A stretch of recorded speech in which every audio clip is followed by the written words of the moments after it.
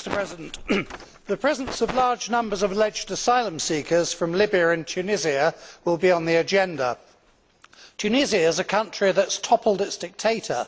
So what are these Tunisians fleeing from? Democracy?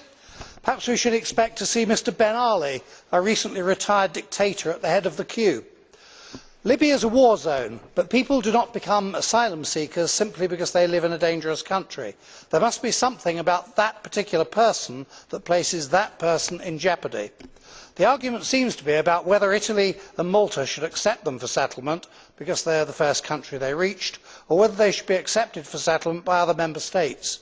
My answer is that neither should accept them for settlement, and they should, sooner or later, be returned to North Africa. If EU asylum rules really say that a mere claim to be an asylum seeker is enough to create an obligation to accept them, then the rules must be changed. Rules are man-made and can be unmade. If that means member states, and indeed the EU itself, repudiating other international agreements, then so be it. Member states have been changed beyond recognition by migration. The time has come to stop the flow and encourage its reversal.